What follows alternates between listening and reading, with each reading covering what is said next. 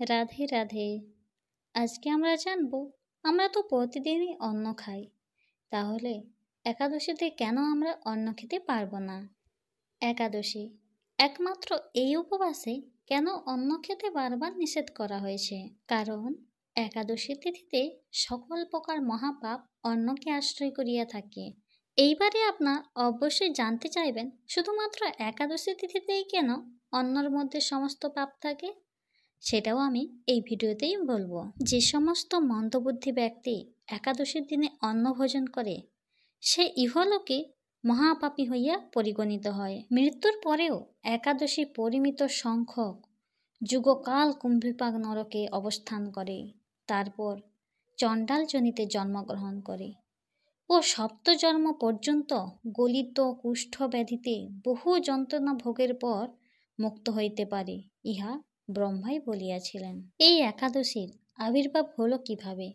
যদি আমরা সেটা জানি, তাহলেই আমরা জানব কেন একাদশীতে অন্ন গ্রহণ করতে বারবার নিষেধ করেছেন। ভগবান শ্রীকৃষ্ণ বিভিন্ন গ্রন্থে বলেছেন একাদশীর দিনে অন্ন থেকে দূরে থাকার জন্য। শ্রী পদ্মপুরাণে বলা হয়েছে, এক সময় জৈনিক ঋষি ওনার গুরুদেব মহর্ষি শ্রী ব্যাসদেবকে জিজ্ঞাসা করিলেন, হে গুরুদেব, একাদশী দেবী কখন কাহার নিকট উৎপন্ন হইলেন? তাহার উপবাসের বিধি কি? কখন এই ব্রত করতে হয়? উহার ফলেই বা কি? তাহা বর্ণনা করুন। আর ওই ব্রতের পূজ্যতম সদ্গুণ সম্পন্ন দেবতাই বা কে? এই ব্রতচারণ না করিলে দোষেই বা কি হয়? সে সকল বিষয়ে আপনি জানেন। আপনি একমাত্র সমর্থক, কৃপাপূর্বক আমাকে বলুন। ঋষি জৈমিনীর এই প্রশ্নের উত্তরে শ্রী ব্যাসদেব আনন্দ ভরে ভগবত কথা করিতে লাগিলেন। উনি বলিলেন, বিশ্ব সৃষ্টির প্রারম্ভে যখন ভগবান শ্রীকৃষ্ণ সব কিছুই সৃষ্টি করেছিলেন, তখন মর্তলোকবাসী মানবগণের শাসন নিমিত্তে একটি পাপ পুরুষও নির্মাণ করেছিলেন। আর জানেন, এই পাপ পুরুষের সকল অঙ্গই কিন্তু পাপ দ্বারা নির্মিত হয়েছিল। এবার আমরা জানব ওনার কোন কোন অঙ্গে কি কি পাপের দ্বারা পূর্ণ ছিল। ওনার মস্তক ছিল ব্রহ্মহত্যার পাপ, মদ্যপান ছিল চক্ষুদয়, স্বর্ণ অপহরণ ছিল মুখমণ্ডল, গুরুপত্নী ধন অপহরণ ছিল গ্রীবা, ভ্রূণ হত্যা বা গর্ভস্থ শিশুবধ ছিল গলদেশ, পরস্ত্রী গমন ছিল ব্রহ্মদেশ, আত্মীয় স্বজন বধ ছিল উদর, শরণাগত বধ ছিল নাভিদেশ, আত্মাসাঘ্রা কটিদেশ, গুরুনিন্দা ছিল উরুদয়, কন্যা বিক্রয় ছিল শিশ্ম, গুপ্তকথা প্রকাশ ছিল মলদ্বার, পিতৃহত্যা ছিল চরণদয়, উপপাতক সকল তাহারই রোমাবলী। এইভাবে সমস্ত পাপ দ্বারা বিশাল দেহ এক ভয়ঙ্কর পাপ পুরুষ নির্মিত হইল। অবশ্যই এবার আপনারা জানতে পারলেন যে ওনার কোন কোন অঙ্গে কোন কোন পাপ ছিল, আর কোন কোন পাপ এই পৃথিবীতে হয়ে চলেছে। চলুন এরপর জানি সেই আসল কথা, কেন আমরা একাদশী উপবাস করব। একবার ভগবান বিষ্ণু গরুড়ে আরোহণ করে যম মন্দিরে গমন করিলেন। যমরাজ ওনাকে বসতে দিলেন এক স্বর্ণ সিংহাসনে এবং সব কিছু নিয়ে যথাসাধ্য পূজাও করিলেন। এরপর যমরাজের সঙ্গে কথোপকথনের সময় হঠাৎ করেই পুরুষোত্তম ভগবান শুনতে পেলেন দক্ষিণ দিক থেকে উচ্চস্বরে ক্রন্দনধ্বনি। এরপর তিনি যমরাজকে এর কারণ জিজ্ঞাসা করলেন। এরপর যমরাজ কি বললেন জানেন?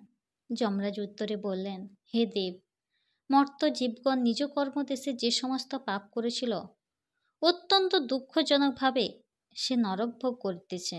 এরপর ভগবান শ্রীকৃষ্ণ তৎক্ষণাৎ সেই জায়গায় গেলেন এবং মর্তবাসী পাপাচারী মানবগণকে এরকম যন্ত্রণায় পীড়িত দর্শন করে ওনার হৃদয় গলে গেল।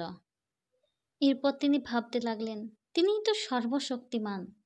তাই নিজের চিন্তা করতে লাগলেন, আমি এই সকল প্রজা সৃষ্টি করিয়াছি, আর আমি বর্তমান থাকিতে ইহারা নিজ কর্মদেশে অত্যন্ত দুঃখদায়ক এই নরক যন্ত্রণা ভোগ করিতেছে। এই মনে করে তিনি নিজেই একাদশী তিথিরূপা মূর্তি ধারণ করলেন। তারপর তিনি সকল পাপীগণকে একাদশী ব্রত আচরণ করাইলেন। তাহারা তৎক্ষণাৎ পাপমুক্ত হইয়া পরধামে বৈকুণ্ঠে গমন করলেন। এরপর শ্রী ব্যাসদেব ঋষি জৈমিনীকে বললেন, হে বৎস জৈমিনী, তুমি একাদশী তিথিকেই পরমাত্মা বিষ্ণুর মূর্তি বলিয়াই জানিবে। সমস্ত সুকর্মে শ্রেষ্ঠ ও ব্রত সকলের উত্তম এই একাদশী ত্রিভুবন পবিত্র করিয়া থাকেন। এইবার আপনাদের মনে প্রশ্ন হতে পারে যে ভগবান শ্রীকৃষ্ণ তিনি তো একাদশী তিথিরূপা মূর্তি ধারণ করে সমস্ত জীবগণকে উদ্ধার করে দিলেন, তাহলে এখন আমরা কেন আর একাদশী করব? অবশ্যই সেই ঘটনাই বলছি যে কেন আমরা এখন আবার একাদশী করব। কিছুকাল যাওয়ার পর ভগবান শ্রেষ্ঠ সেই পাপ পুরুষ বিষ্ণুর সমীপে গমন করলেন আর ওনাকে প্রার্থনা জানাইলেন, হে ভগবান বিষ্ণু, আমি আপনার শ্রেষ্ঠ প্রজা। আমাকে আশ্রয়কারী জনগণের কর্ম অনুযায়ী তাহাদিগকে দুঃখদানেই আমার কার্য ছিল, কিন্তু সম্প্রতি একাদশীর প্রভাবে আমি ক্ষয়প্রাপ্ত হইতেছি, কারণ এই ব্রতের ফলে প্রায় সকলেই বৈকুণ্ঠবাসী হইতে চলিল। আমি এখন কাহাকে আশ্রয় করিয়া বর্তমান থাকিব? আর সকল জীব বৈকুণ্ঠে চলিয়া গেলে আপনি কাহার সহিত মর্তে ক্রীড়া করিবেন? অতএব হে কেশব, একাদশী তিথির ভয় হইতে আমাকে রক্ষা করুন। হে কৈটব নাশন, আমি একাদশীর ভয়ে পলায়ন করিয়া সমস্ত মনুষ্য, পশুপক্ষী, কীট, জন্তু, পর্বত, বৃক্ষ, জল, স্থল, নদী, সমুদ্র, বন, প্রান্তর, স্বর্গ, মর্ত্য, পাতাল, দেবতা, গন্ধর্ব ইহাদের সকলকে আশ্রয় করিয়াছি, কিন্তু কোথাও নির্ভর স্থান পায় নাই। দেখিয়া আপনার শরণাগত হইতেছি। হে দেবাদিদেব, আপনার সৃষ্ট অনন্ত কোটি ব্রহ্মাণ্ডেও একাদশী প্রাধান্য লাভ করিয়াছে, সেজন্য আমি কোথায় আশ্রয় নেব? আপনি কৃপাপূর্বক আমায় একটি নির্ভয় স্থান দান করুন। আর তখনই ক্লেশনাশন শ্রী ভগবান হাস্য সহকারে সেই পাপ পুরুষকে বলিতে লাগিলেন, ওহে পাপ পুরুষ, তুমি দুঃখ করিও না। ভগবান পবিত্রকারিণী একাদশী তিথি আবির্ভূত হইলে তুমি অন্ন আর রবিশস্য প্রভৃতিকে আশ্রয় করিয়া অবস্থান করিবে। আমার মূর্তি একাদশী তিথি তোমায় বধ করিবে না। আর সেজন্যই একাদশী তিথিতে অন্ন আর রবিশস্যের মধ্যে পাপপুরুষ অবস্থান করে। সেই কারণে এই তিথিতে অন্ন আর রবিশস্য ভোজনে নিষেধ করা হয়েছে। যে ব্যক্তি বলেন অন্ন না খেয়ে রুটি, লুচি এগুলো খাবেন, তাদের ক্ষেত্রে অন্ন খাওয়া আর ওগুলো খাওয়া সমান, কারণ এগুলো রবিশস্যের মধ্যেই পড়ে। এছাড়াও রয়েছে গম, যব, ভুট্টা, সরিষা, মটর, ছোলা প্রভৃতি জিনিস খাওয়া নিষেধ। শুধুমাত্র একাদশী তিথিতে যদি খেতে হয় তবে খান সেটা ফল এবং সবজি। হরে কৃষ্ণ, রাধে রাধে। এইভাবে একাদশী তিথি পালন করলে আপনারাও নরকগামী হতে উদ্ধার পাবেন, নিজেদের পাপের বোঝা কিছুটা হলেও কমাতে পারবেন। তাই চলুন শুরু করি একাদশী তিথি পালন। রাধে রাধে, হরে কৃষ্ণ। যদি ইচ্ছে হয় নিজের চোখে পড়ে দেখার, তাহলে পাঠ করুন একাদশী মাহাত্ম্য গ্রন্থ।